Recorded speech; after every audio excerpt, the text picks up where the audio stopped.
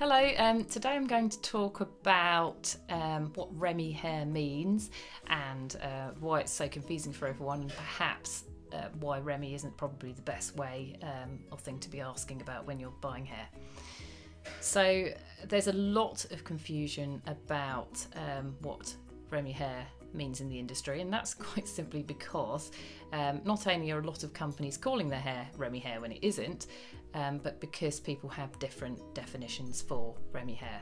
So some people believe Remy means it comes from it's from India or China.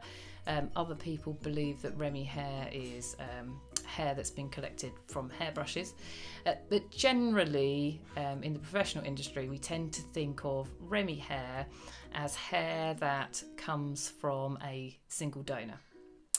And what that means is when the hair is collected, it's tied into a ponytail and then cut off just below the ponytail, so that the hair is lying in the same direction. And this is really important that it's doing that, because on the outer layer of a hair, it has a protective coating called a cuticle, and if you look at the cuticle close up, it's like fish scales. So the problem is that if the hair isn't cut off in a ponytail and kept aligned, if hair gets mixed together, which is the most common way of it being collected, it all tangles up in a big mess. So what happens is many of the hair companies, as I was saying, they tend to collect the hair and it's all placed on a pile on the floor, and the hair's all tangled and messed up. So the only way to deal with this is that all of the hair is then placed into an acid bath, which strips the hair of all its protective coating. And then to combat that, what they do is after the acid bath, they put a silicone coating around the hair, and then that makes the hair feel and look beautiful again. And the truth is, when you have hair and you receive it like that, most professionals couldn't tell the difference between Remy hair and hair that has the silicone coating. However, what happens is the silicone eventually washes off the hair, so the hair becomes really tangled again. So you do know, but unfortunately you won't know until you've kind of washed it for a bit. So it becomes very dry and tangled. True Remy hair is very strong, and it isn't going to tangle like that. It's going to last you a lot longer. And to be honest, with hair, you do get what you pay for. Now, just to sort of clarify, virgin hair is hair that has never been chemically treated at all. So with Remy hair, you can get coloured Remy hair, which tends to come from the virgin hair, is then coloured, which makes it Remy hair. The virgin hair has absolutely had no chemical treatment on it at all. So this then becomes the most luxurious hair, because you can imagine it's perfect.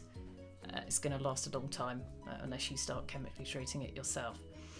I'd be a bit wary about virgin hair that's naturally, or hair that's claimed to be virgin hair and it's lighter in colour.